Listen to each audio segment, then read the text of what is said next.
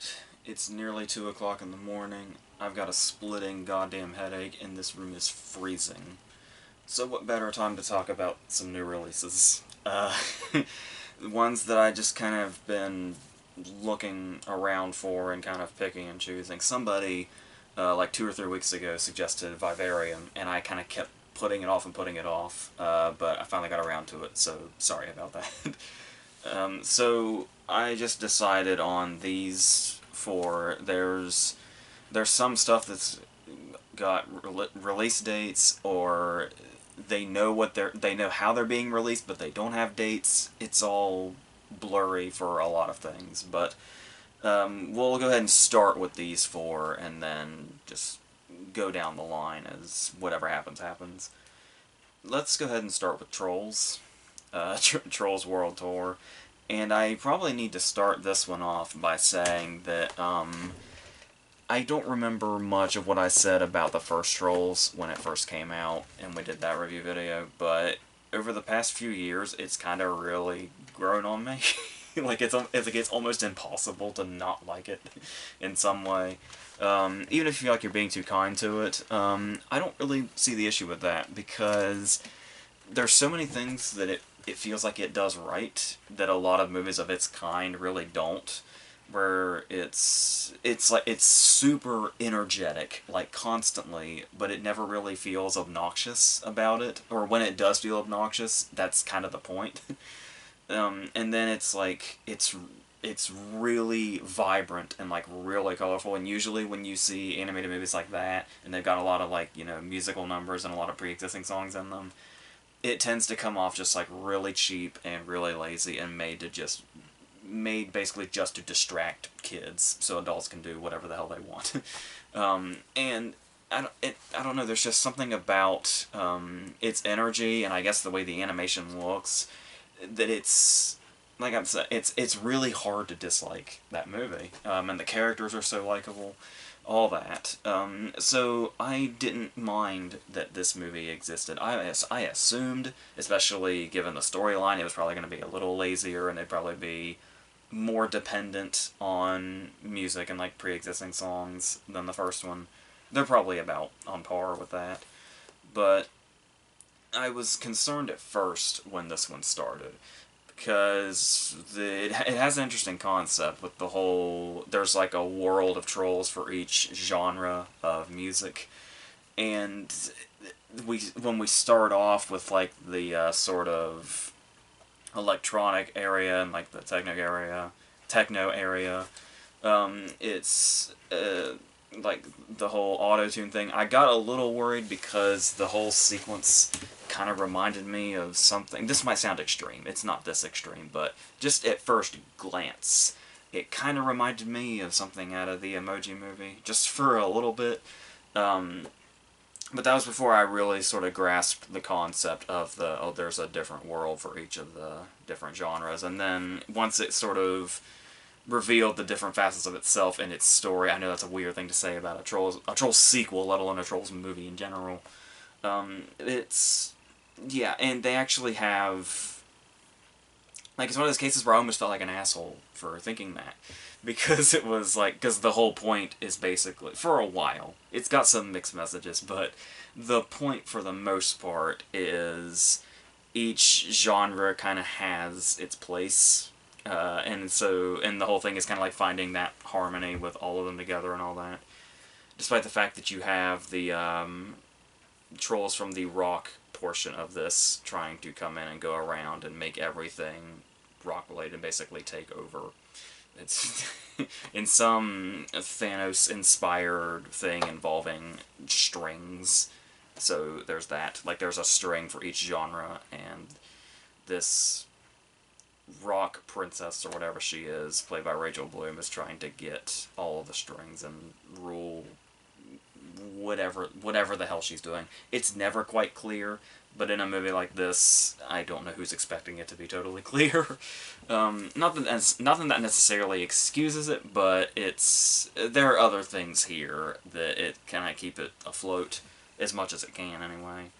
I will just say right off that I don't think this one is as likable or, like, contagiously energetic as the first movie, but it's doing what it can, and it has some ideas to kind of open up its world a little more in a way that we felt like we only kind of got a condensed version of in the first, I guess, where it was just the trolls and the Bergens, and that was pretty much it, just the two of those, and then how we're kind of seeing other things here.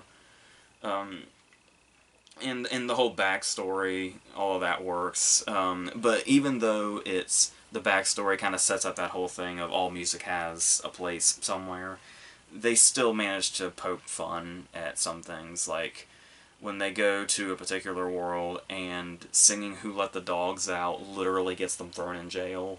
That's really funny.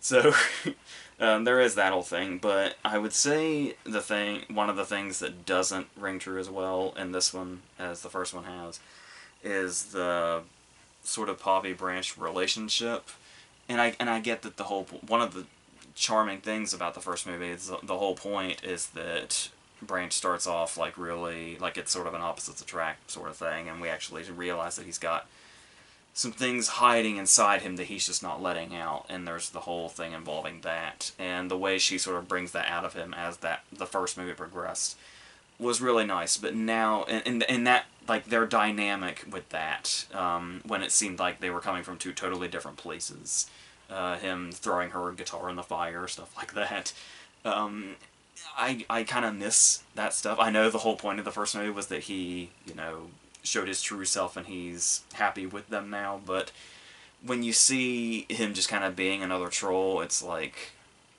it feels like a lot of the character just isn't there now, and it just turns into the whole thing of, oh, I like the girl but I don't know how to tell her thing, and that's we pretty much just saw that in Frozen 2 with the marriage proposal stuff. But it's in all kinds of stories like this, and they don't do anything in particularly different with it. So it's just there. So they didn't really do much with that, which is unfortunate, since it was such a strength of the first movie. But then we've got some new characters coming into this, like I mentioned Rachel Bloom earlier. She's probably miscast. I'm not extremely familiar with her entirely, but I just feel like it took me a minute to remember who she was voiced by, and it was like, once the character was introduced, I feel like this person is a big deal, and it's somebody that actually fits this character in some way. Like, maybe, if not necessarily somebody that's known for being musically inclined, at least somebody whose performance we know could match something like that. And Rachel Bloom just kind of seems random in this weird way, and it feels like there's something missing from that character, apart from the fact that the motivations are incredibly vague, but that's beside the point. And then there's also a cowboy-like half-horse, half-troll thing, played by Sam Rockwell, whose voice is instantly recognizable, and I didn't realize he was in this. So his presence here is good. I was afraid they were going to kind of waste him, and like he was just going to stay in that one world, but no, once they meet him, he's in it throughout, so that was nice. And like I was saying, once it gets from there, it basically goes from, musical number to musical number. I honestly don't know if I know much. I don't know enough about modern music to be able to tell the difference between there are pre-existing songs I recognize, but then there also are songs in here that might be new for the movie, but I honestly could not tell you for sure if they were pre-existing or not.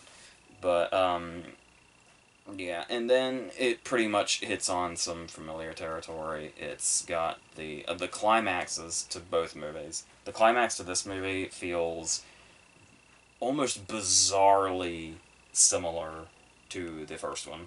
And I get, touching on familiar beats from your previous movie, and maybe possibly expanding on them, but they don't really do that. It's just kind of almost literally the same climax.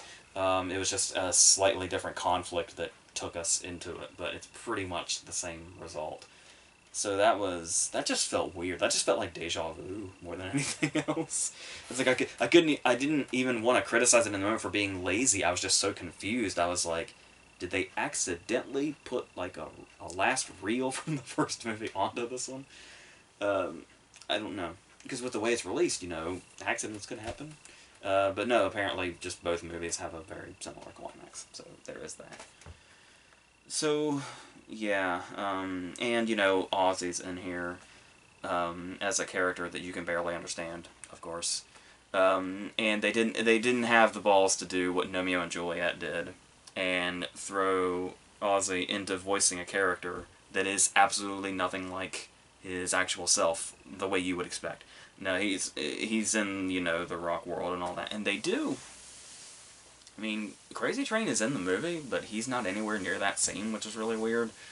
Come to think of it, but yeah. So obviously, Trolls World Tour is not going to be the kind of movie that you can say a shitload about and really like pick apart and say, well, this is something really ingenious or subtle that it did that makes it work and makes it, you know, clever.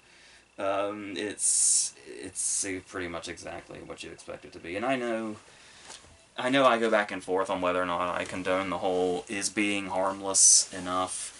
But and the whole thing about it's like it has a message, and the message throughout it is like, oh, that's actually really nice. And like I said, it even makes you feel like a douchebag if there's one or two music genres that you don't care for. And then it's like, yeah, but we all have our place and stuff like that. But then when it gets to like the very end, it's like, I don't know that they entirely stick to stick to that, but that's what it is. So it was, like I said, it feels a lot more like it was made to fall into those traps I was talking about that I felt like the first one kind of avoided a little bit. But I do think the first one is a lot more forgivable, but and likable, and it'll be a lot easier to like. I don't see myself like going back to this the way I did, where one day I was just like I something about just this sort of fondness of suddenly remembering Trolls with, and like, you know, the way it looked and all that, and how just happy it was, just made me for some reason go back to it one day, and then I've gone back to it a couple of times since that. I don't think that's going to happen with this. It's weird enough that it happened with the first movie. So, like, I almost feel weird admitting that, but then I feel like it does the movie a disservice to be ashamed of that, so I'll try not to be. But a movie that I probably am ashamed to have seen is Coffee and Kareem, which is a movie that I saw like somebody posted the poster online when it came out, and that was how I found out about its existence. And this was like maybe a week or two before it was up on Netflix. And I know this is said about a lot of things, but I'm just completely and totally 100%. It honestly looked like a poster out of the Tropic Thunder fake trailers or something. And it's one of those things where you're like, this, especially this day and age, this can't really exist now, right? It's 2020, and we're still stuck in the fatally 90s concept of cop and a half, and only it's Ed Helms now. And I'm not sure who that kid is. I don't know if I've seen him anywhere else or not. No, I don't remember off the top of my head, but and I can see this being one of those movies where it's a dumbass comedy, and we're talking like the lowest of the low when you say dumbass comedy, like not in like the charming way. It is just fucking dumb. But because we're in the situation we're in now, and because it's on Netflix, I can understand if people's standards are extremely lowered for the time being. So I can probably see people taking to this if it's like the only option they feel they have, but like for something new.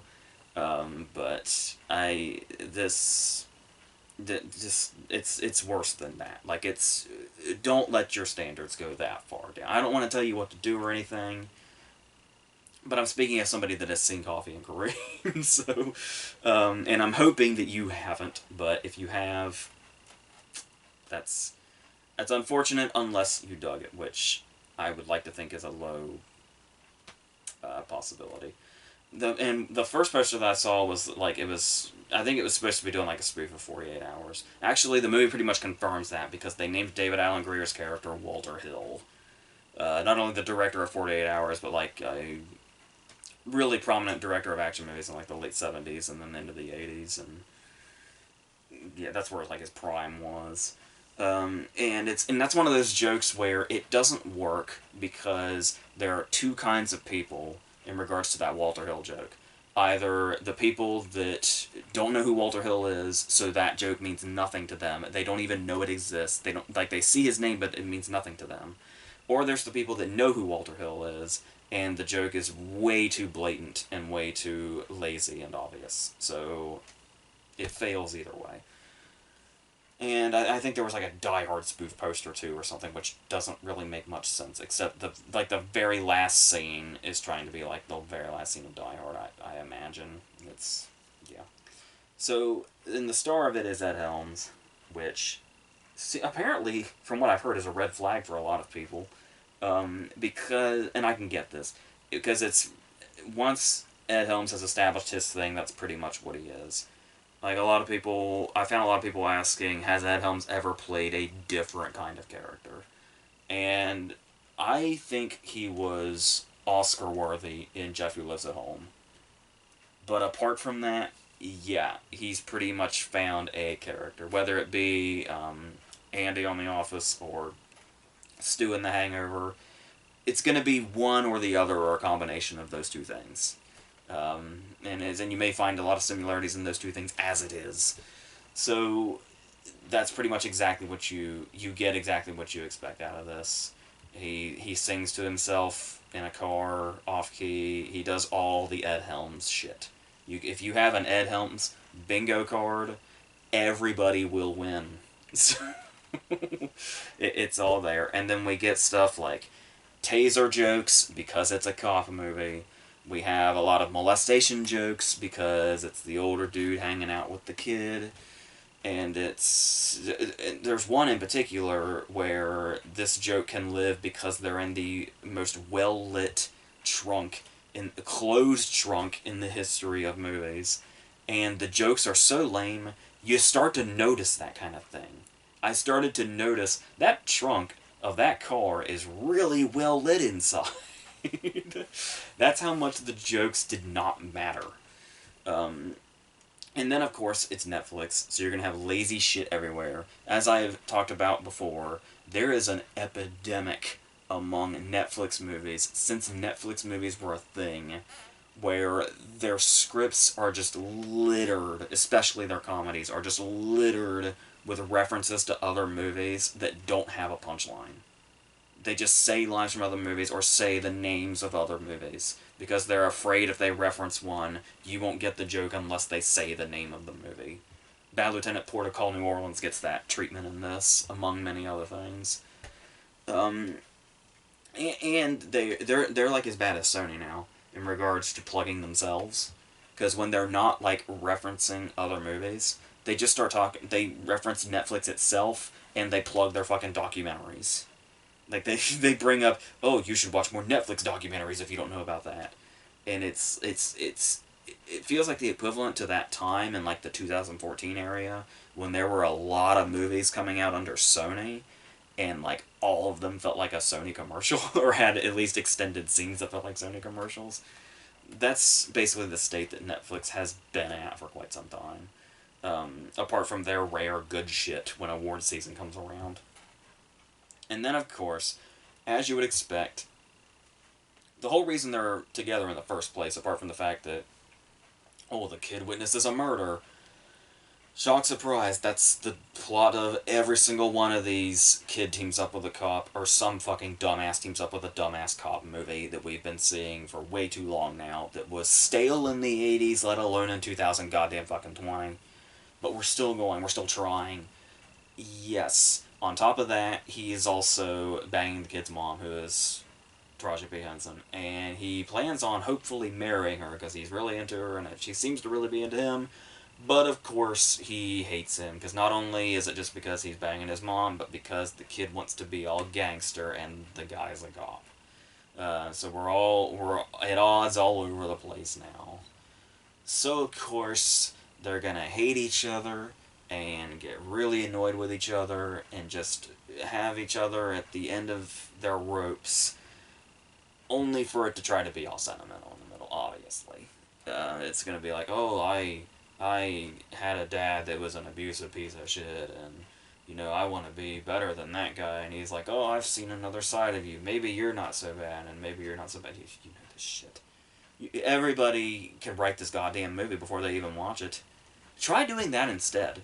Like, if you want something to do with everything, like, locked down and shit, maybe try to take up writing. Try to write. Like, if you see a movie like Coffee and Kareem and you're like, I kind of want to watch that, but I also feel like I already know what happens in it. Instead of watching it, try writing it, and then see how close you get. Then there's a reason to watch it. You'll probably you may or may not be shocked by how close you probably are if you just try to write the damn thing yourself. And honestly, you might even do a better job, even if you've never written anything before in your life, ever. So, just maybe give that a go instead. Because, on top of all the other stuff I mentioned, just it being the same shit that we've been seeing forever that never worked in the first place, that's the baffling thing. But it's the fact that there feels like there's pieces of this script that are missing. And I don't know if it's... I feel like this movie is such a clusterfuck, and so many people didn't care about making it, that were making it, that's not even necessarily... Like, usually you would say, I feel like some scenes are deleted. But I don't even feel like scenes were deleted, like, from the... I don't feel like scenes were shot from the movie and then taken out of the movie. I feel like there were scenes that just were not written. Because they witnessed the murder, and then for some reason, the news thinks that Ed Helms did this. But as far as I remember, I don't know why. And they just know this. Like, they're running back to his cop car, and they're like, oh god, everybody thinks I did it now, and oh god, your mom's in danger. I don't know why they thought Taraji was in danger at the beginning, because she is not in any way related to this whatsoever. They don't even learn till later, like, who Kareem is. It's like, because there's the whole thing where he records it, and then he drops his phone, and then the guy picks up the phone. And I'm realizing in real time right now, this whole thing with the phone is kind of fucking pointless when you look at what's going on in the plot. Because the dude that we think is the villain is actually just a dude on the side that may actually want to be like an informant and help, and it's this... It doesn't matter. And dirty cops are involved. Oh my god, how shocking is that? And that brings us to Betty Gilpin. Now, I talked about The Hunt recently. It might have been the last video I did, come to think of it. That was like almost a month ago, review video-wise. And when I talked about her in The Hunt, I talked about the fact that I didn't care for Betty Gilpin in The Hunt. Not her character or her performance. But I was like, I don't think I've seen Betty Gilpin in enough stuff to know for sure if I actively dislike her as an actress, or if maybe it's just how I feel about her performance in The Hunt. Because I've seen her in other things, but she hasn't stuck with me. Like, I don't remember her in those things. So, let's take The Hunt, and let's take Coffee and Kareem now. If this is a good, like, solid example of Betty Gilpin's work, I'm sorry, but no fucking thank you. If I don't see Betty Gilpin in another movie ever again,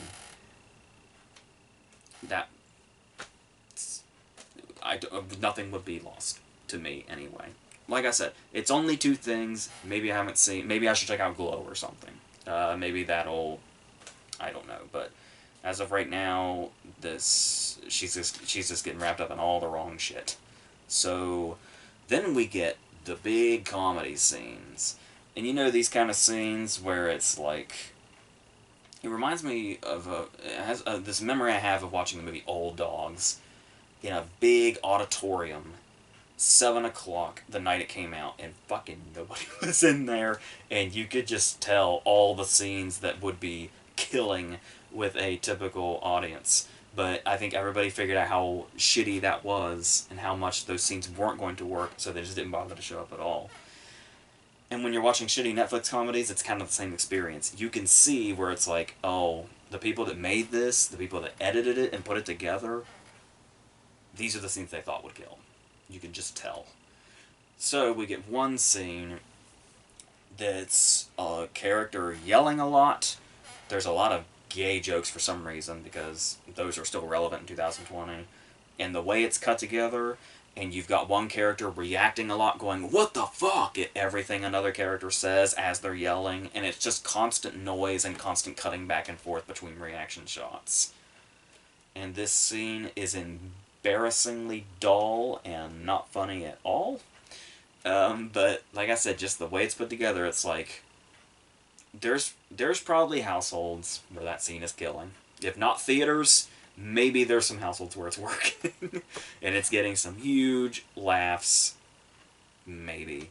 But like I was saying before when we started, I hope standards are a little higher. But maybe not. I don't know. If we live in a world where somehow Coffee and Kareem came to exist, somebody wanted this to happen. Maybe it's like a high-up producer that's never going to actually see the fucking thing. That's what I usually feel like is the case with these movies, where it's like, who in God's name even asked for this? And that's usually kind of a lame thing to say, because it's like, there are movies with, like, you know, that might have a shitty premise that actually end up surprising you. Or don't seem like a good idea at the start, and then end up actually being worthwhile when the writing was able to do something, or the cast maybe was able to do something with it and make it worthwhile. But I don't know what the fuck this is for. And then eventually we get to some twists, and there's one scene in particular that's like the big reveal scene, and this scene is so predictable and rushed and clusterfucky that it all happens so quickly, and then there's when I was talking about it being all sentimental, there's like whole character relationships built through dialogue that after this reveal they just pretty much pretend never existed, because there's no callback to that or reaction to that or anything like that at all. It's just basically trying to be it's one of those movies that's trying to do the cop thing, but it's like, oh, we know we're a dumb comedy, but then by the end they're like actually trying to be some legit cop movie while also doing their stupid little jokes that don't work, that wouldn't work in the context of a full-on comedy, let alone them trying to do some action comedy. Which I don't know which one would be worse, quite honestly. It was, once again, like the Walter Hill joke at the beginning. They're just not gonna... Either way you look at it, it's not gonna work. There's no... And you'd think this would be obvious way back in the writing stage, but apparently not. This was probably like, I don't even want to say... This wasn't even a first draft. This was like half of a first draft. If they really worked hard, maybe 3/4 of a first draft that somehow got filmed, and here it is. Just everything about it feels so half-assed. I don't think anybody cared about what they were doing in this, but whether it be the writers, cast, anybody. I suppose if anybody's giving it their all, it would be Taraji, but it's dumb and thankless, some predictable jokes, and nobody gives a shit. I hope nobody gives a shit about Coffee and Kareem, quite honestly. I hope it just disappears into obscurity. It'll be the movie that people scroll by about 20 or 50 times on Netflix, keep saying, like, maybe there's something better.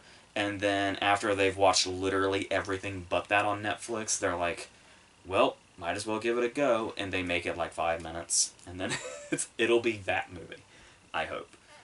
Maybe it will find an audience, but let's hope, you know, humanity hasn't completely lost their minds that much. So let's go on to Downhill. This one kind of didn't have a great reputation from the start. I don't know if it was the concept or the early Sundance reactions or what it was, but I was actually somewhat interested because I knew that Will Ferrell and Julia Louis-Dreyfus were in a movie called Downhill. That's all I knew. And it was going to be some marriage movie. And it was late in the game. It was like maybe... much like Coffee and Kareem, it's like I may not have known exactly what it was until about a week or two before it was released. The fact that it's a remake of Force Majeure is interesting. That came out in, what was it, 2015 or 16? Or 14. 2014, I believe. And that movie has a very interesting premise about the family that goes skiing, and there's the dad and the mom, that their marriage is kind of in an uncertain place. Like, it's still kind of there, but there's also a bit of a distance. And then a potential avalanche happens that's going to destroy the area where they're having lunch, and the dad gets up and runs away like a coward while the mother grabs the children and embraces potential death, only for everything to clear and be fine. And now for a while we silently handle these consequences. And there is something to this concept. A couple of years before Force Majeure, there was a movie called The Loneliest Planet with Gael Garcia Bernal, where he and his girlfriend went hiking, and they get held at gunpoint about halfway through the movie, and he yanks her in front of him for just a second during this. And then when they hike back down, it's just silent awkwardness because of that, and them dealing with that kind of in this silent sort of way. I love that concept. The Loneliest Planet is an excruciatingly tedious movie, even though I get why they'd have to do it that way. And Force Majeure kind of felt like a much more taking that concept and doing much more with it and putting a lot more emotion in it, but also not too much, like still handling the silences of it well. And this one handles it certainly better than I was expecting it to, which which is based only on the reception that it got. Because if I didn't know about the reception and just looked at the credits, I would have been all over this immediately with no doubts whatsoever. Because the directors are Nat Faxon and Jim Rash, who did like The Way Way Back, and they won Oscars for writing The Descendants with Alexander Payne. And they also co-wrote it with Jesse Armstrong, who he created Succession. I think he was one of the co-writers on In the Loop, and in effect, I believe he was a writer on Veep in some way, and the movie Four Lions with Riz Ahmed, which is this amazing black comedy about terrorism. There's so many things when you look at the credits that just work about this, and the story works. We know this because we've seen it before. And so it's like, to hear how badly it failed with the people that saw it like at Sundance was a little bit jarring. And so I guess because I had the bar so low, I'm kind of okay with this movie. Because I mean, at first I was concerned because we get the very first scene, and it's the family, and they're trying to pose for a picture, and the kids are kind of whiny, and Will Ferrell's doing his Will Ferrell thing, and Joey Louis-Dreyfus is trying to keep everybody together, and she has to start yelling, and it's like, oh, why do I have a feeling this is going to be an annoying movie about an annoying family? And it's like, if this is how they handle taking a picture, I don't even want to know how they're going to handle the key event of the movie.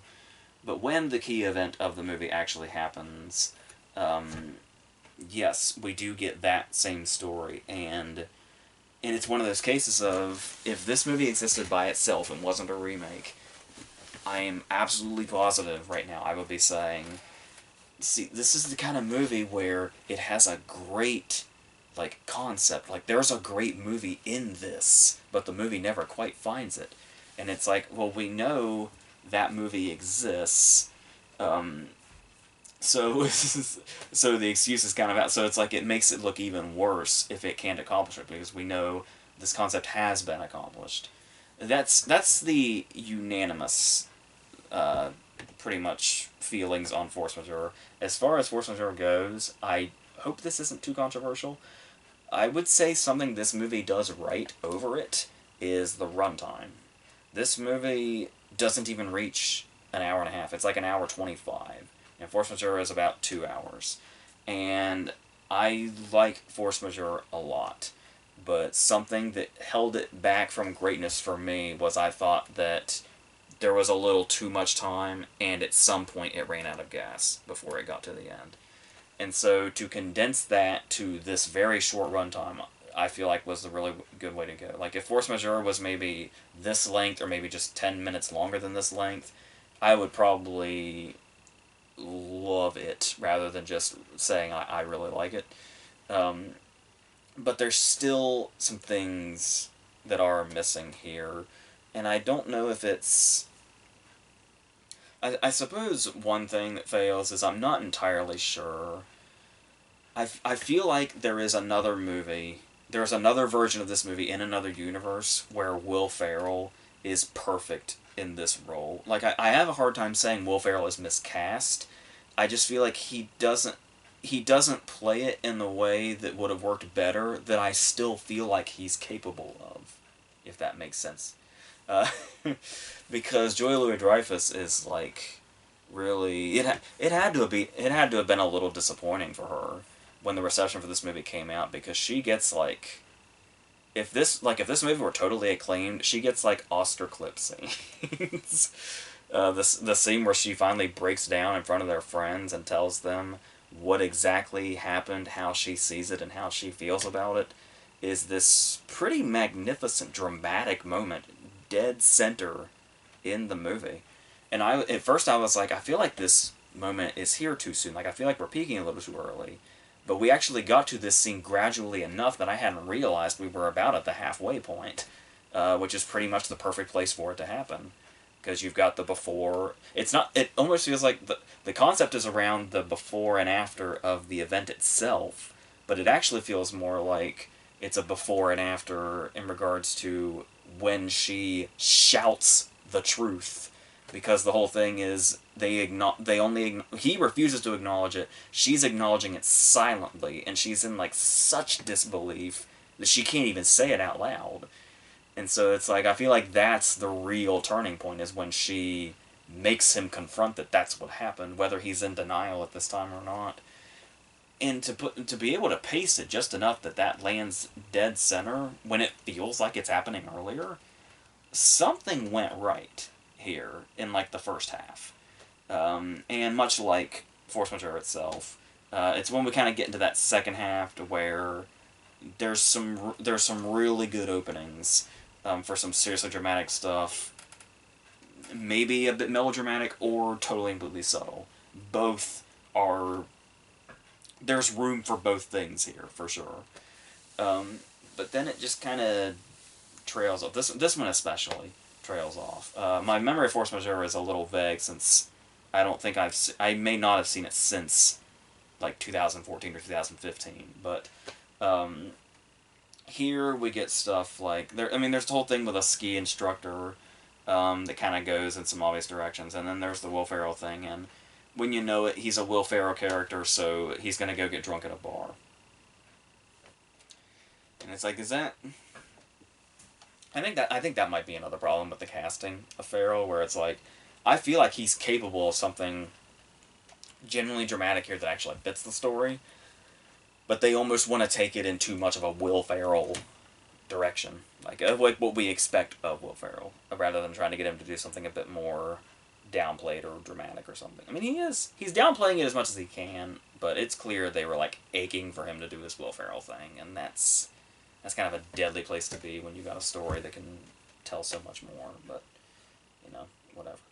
But and there are some moments where it kind of starts to feel desperate for time. Like, scenes linger a little more than they probably should, even at the condensed runtime that it's already at. But I don't think it's entirely a pointless movie. And like I said, I'm not one of those people that just automatically thinks remakes are pointless anyway. Like, I'm always open to see, what another interpretation can look like, because we get some really good stuff out of remakes. There's probably a lot of people that complain about remakes. There are probably movies they love to death that they don't realize are remakes. So I had nothing going against it in that regard going in, so there was that. But yeah, the thing that keeps it afloat is, I was going to say the performances, but I think it's mainly Joy Louis-Dreyfus' performance that really keeps this, and like puts it on some sort of level that it's like, it gives it some sort of purpose, I guess. Like I said, I hate to say this about Will Ferrell, because it's like, I don't think he's wrong for the role. He totally could have done this. I just feel like he was led in the wrong direction. So that's kind of unfortunate, but yeah, so I think it's fine. I don't think it's near what the reception made it out to be, but I feel like a lot of those people that also gave it a reception. Like the people that would be at Sundance would be the people that are familiar with Force Majeure. There's a lot of people would see like a Will Ferrell movie or whatever and go to it, and it's it's it's I don't imagine they would be much comparing it to Force Majeure, but at the same time, if they're going for a Will Ferrell movie, they're going to be really pissed because there are still some things here in its style that, it's it's not like I said, they tried to trail his character off in that direction, but it's the farthest thing that people that just go in expecting a Will Ferrell movie they're not gonna quite get what they imagine it might be. So there's that. So let's end on Vivarium. This is a movie that I had to watch 1.5 times. The half being the first time, because It's not that I disliked it. I think I had to stop it for one reason or another, and it was getting back to it that I was having trouble motivating myself to do. Like, I just wasn't into it enough that I really felt a drive to finish it, which is really weird because of the kind of movie that it is, where it's one of those things where it's like a whole ambiguous setup, and it's pulling you in like a Twilight Zone episode, and it's like, that's like the last kind of movie you expect to lack motivation to want to know what happens next. But I just really wasn't feeling it. And then I had a friend who was really into it. And when I asked her about it, and I was like, I need motivation getting back to it. Do you want to maybe tell me what your thoughts were? And what she said made a lot of sense, where it was, she seemed to have trouble putting it into words, why she liked it so much. And it really came down to the fact that it's just kind of one of those movies where sometimes you can't always say this is exactly the pinpoints of why I like a movie. Sometimes you just vibe with a movie, and there will be people that definitely won't. And it was basically came down to that, and it was like, all right, I'll give it another go because I'll eventually gonna talk about it, so I've got to see it the whole way through. So and I knew I wanted to start it from the beginning again if I was gonna do that, so that's what I did. And yeah, I mean, to start off, I think one reason that I kind of felt like the concept didn't completely open itself up to, oh my god, what's gonna happen next kind of viewing is, you can tell what it's getting at. Like, if you're not quite sure what's going to happen, you get what they're saying with it. you know?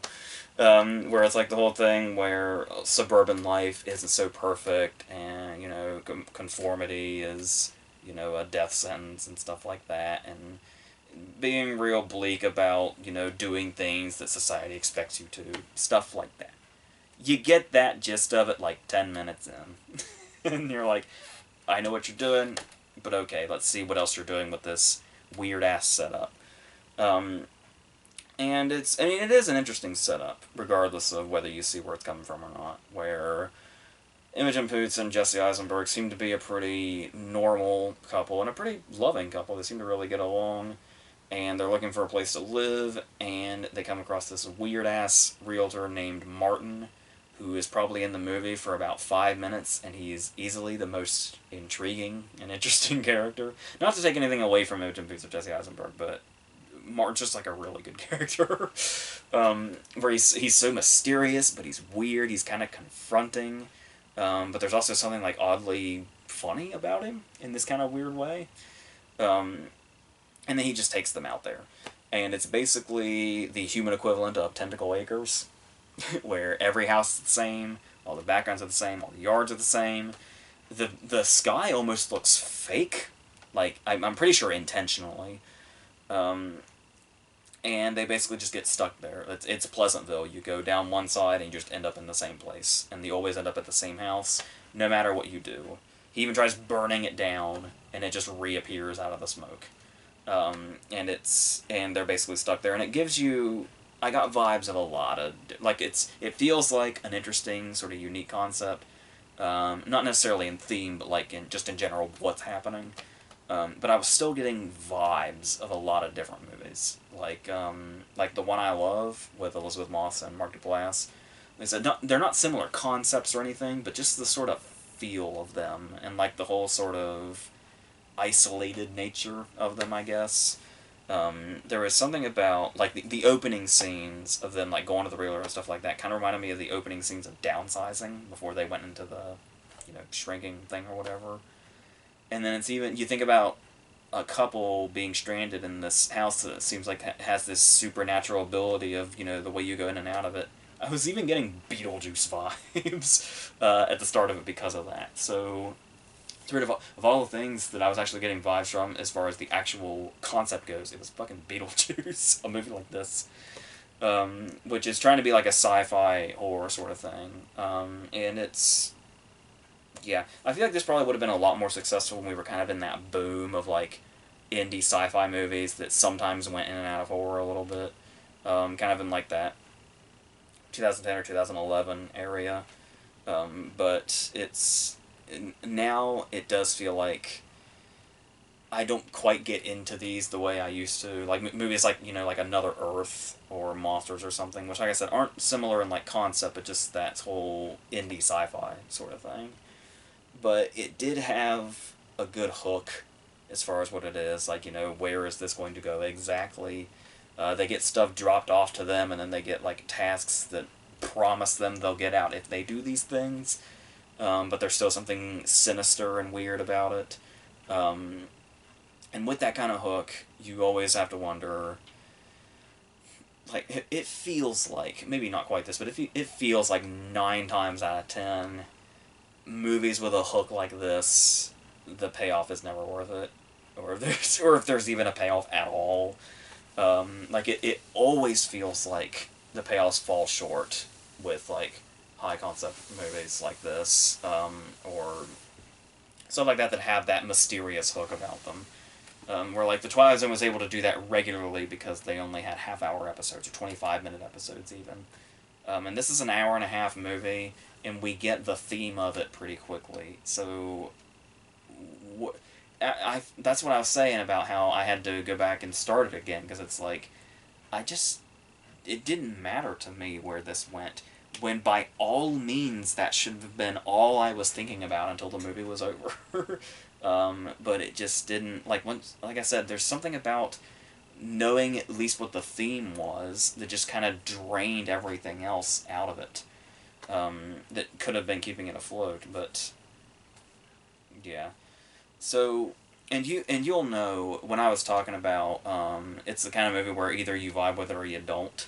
There is, I would say most people will know when it gets to a certain point, it probably maybe the 20-minute mark or so, people will know by then whether they're into it or they're not. So, because it doesn't really do a whole lot, like, expanding on what it is we've pretty much figured out.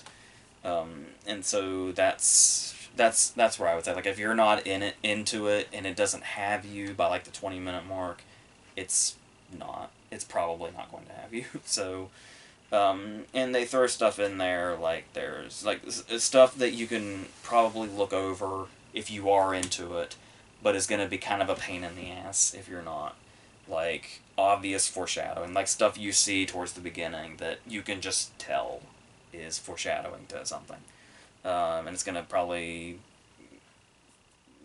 think itself real clever when it comes back around to that thing, but you can see it. And there's extremely on-the-nose metaphors pretty much through the entire thing. It does have an interesting visual style, because you would wonder how it's going to do visually with such a, closed-in location, like, where everything looks the same, and they're in, like, one house. But they do have some things, like there is a cigarette laying on the road, and we kind of get a dissolve, and we see it, like, burn all the way down to show the passage of time in a crucial scene.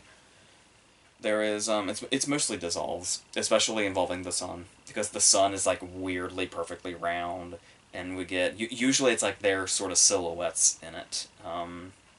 So they do some nice shots with stuff like that, but for the most part, that's it. And those shots kind of work with, like, it, because this is so exhausting trying to find their way out of this and just ending up back in the same place every time.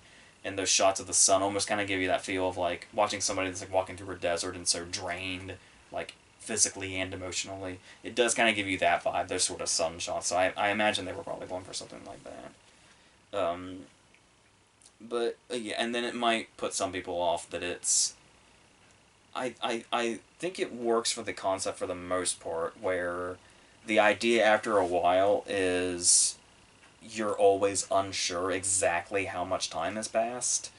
In it because it's like the way things jump ahead, where it's like it's like everything seems to age but them, but then there's a progression that continues that's not entirely like right out in the open of what exactly it is or what exactly is happening. That didn't bother me too much because I could see what they were doing, but I can imagine it annoying people if they're not into it by then. So then we get the third act is pretty psychotic in a good way, I guess. So for the most part, it ends up in a place where you probably figure after a while, because it's one of those cases where there's only so many places it can go, and it's like, yeah. But it is one of those cases where, while I'm not a particular fan of the movie, what I appreciated, especially about the third act, was that when I was just kind of sitting there after it was over, thinking about it, I kind of started to get a little creeped out. So it's like it kind of had a delayed effect a little bit. So this might be one of those movies where I might go back to it because it'll be something that might grow in my mind a little more. Like, the more I think about it, the more it'll be like, I appreciate more exactly less, having the themes being so overbearing, and the fact that they are so predictable and obvious, kind of taking away from everything else. It's like, maybe if that were to die down in my mind and I could see everything else better without that right in our faces, maybe I'd find some more appreciation for it and just sort of the style of it in general and the sort of creepy overall feel to it. But in the meantime, I don't, it's